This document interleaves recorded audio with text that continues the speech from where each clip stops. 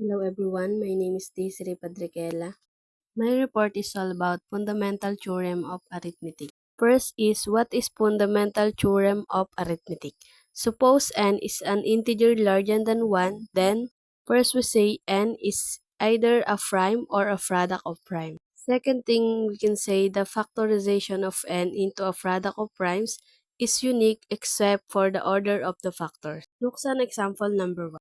1650 is equal to 2 to the first power times 3 to the first power times 5 to the second power times 7 to the 0 power times 11 to the first power and 13 to the 0 power. When you multiply all these together, the answer is 1650.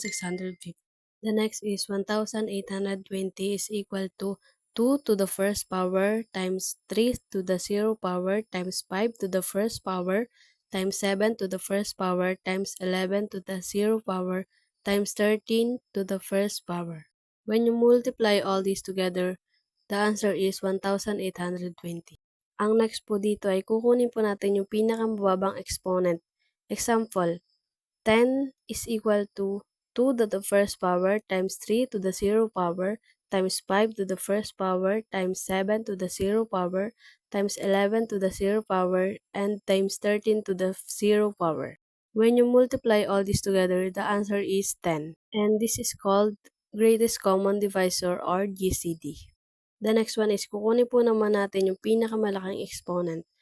Example, 300,300 is equal to 2 to the second power times 3 to the first power times 5 to the second power times 7 to the first power times 11 to the first power and times 13 to the first power.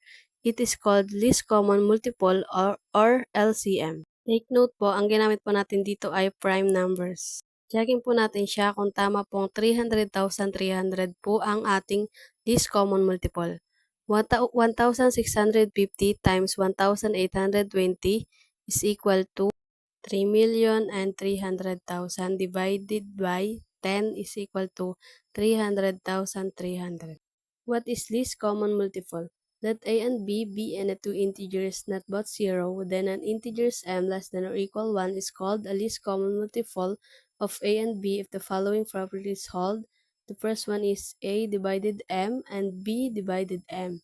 The second one is for any integers n, if a divided n and b divided n, then m divided n. If you remember the definition of GCD, this definition is very similar. And we have some notation. First, we say that notation LCM or least common multiple of a times b is equal to m. Look at an example here. The example is 168. Calculate the least common multiple. Can use the fundamental theorem of arithmetic and write this is prime to prime. So this 168 can write this as 2 to the third power times 3 to the first power times 5 to the 0 power times 7 to the first power. The second one is 490 is equal to 2 to the first power times 3 to the 0 power times 5 to the first power and times 7 to the second power. We take the larger of each one of these equal to 2 to the third power times 3 to the first power times 5 to the first power and 7 to the second power. When you multiply all this together, the answer is 5,880. So we can say that the LCM of 168 times 490 is equal to 5,880. Suppose that a and b are positive integers and that m is equal to LCM a times b if m. Suppose that a and b are positive integers and that m is equal to LCM a times b if m is any other common multiple of a and b, then m is divided m. The big letter m is called uppercase M and the small letter m is called lowercase m. First, look at the outline of proof. Lowercase m less than or equal the uppercase m. Because the lowercase m is the least common multiple. Show lowercase m divided by uppercase m. Uppercase m is equal to qm. Q is an integer. Uppercase m is equal to qm plus r. And 0 less than or equal r less than m. Remember that r less than m up here but lower m was the least common multiple. R is equal to uppercase M minus QM. And R is also common multiple of A and B, so that R is equal 0. So I must actually have the case where R equals 0 because we're common multiple of A and B and we're less than lowercase m. Something will be wrong here because an m will no longer be the least common multiple. Secondly, look at the proof. Note that since m is the least common multiple, lowercase m less than or equal uppercase m. By the division algorithm, there exists integers q and r such that uppercase m is equal to qm plus r, where 0 less than or equal r less than m. Thus r is equal to uppercase m minus qm. Both lowercase m and uppercase m are multiples of a, so r must also be a multiple of a. Likewise, lowercase m and uppercase m are multiples of b, so r must also be a multiple of b. Thus, r is a common multiple of a and b. But lowercase m is the least common multiple of a and b, and since 0 less than or equal r less than m, we must have r equals 0. Thus, uppercase m is equal to qm, and lowercase m divides uppercase m. Looks an example. Diba kinuha na po natin ito kaninang 168 is equal to 2 to the third power times 3 to the first power times 5 to the 0 power times 7 to the first power. Then 490 is equal to 2 to the first power times 3 to the 0 power times 5 to the first power and 7 to the second power. And next po yung kinuha po natin yung LCM, kung alin po dun yung malaki ang exponent, is equal to 2 to the third power times 3 to the first power times 5 to the first power and 7 to the second power is equal to 5,880. Next naman po, kukunin po ulit natin yung GCD, which is yung smallest exponent, is equal to 2 to the first power times 3 to the 0 power times 5 to the 0 power and 7 to the first power. Pag pinag-times po natin lahat ito, the answer is 14.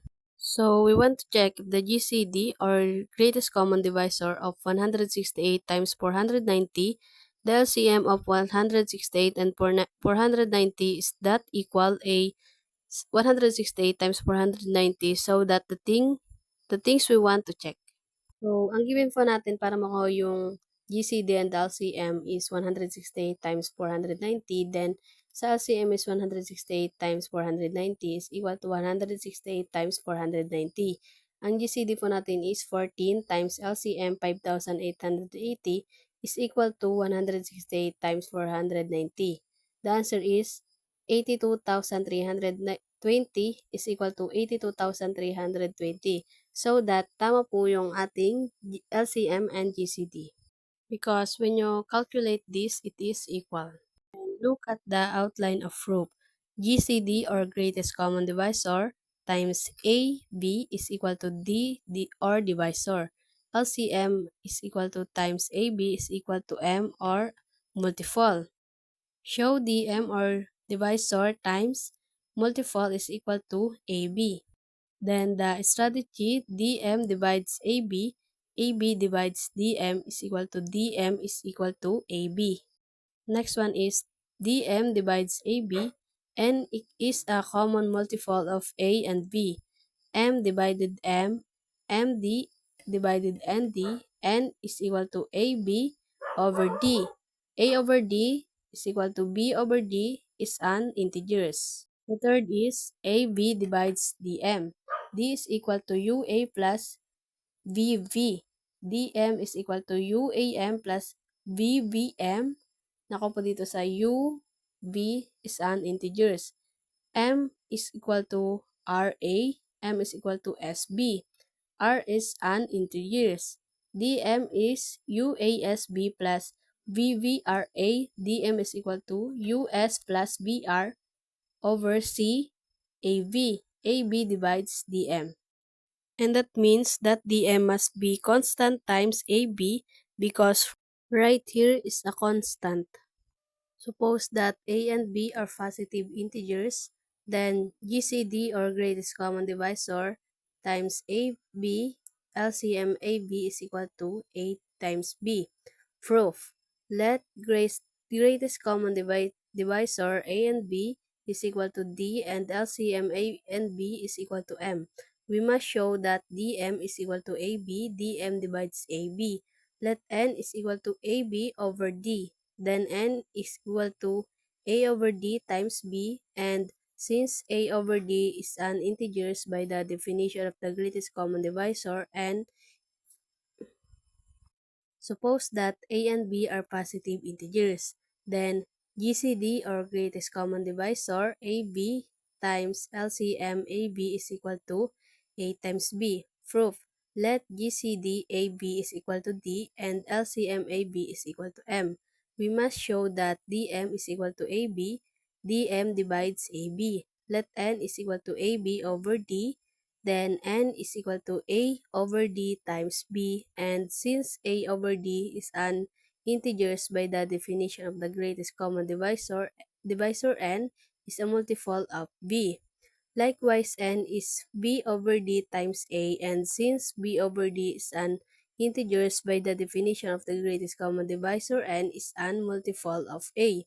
Since N is a common multiple of A and B, it must be true that M divides N.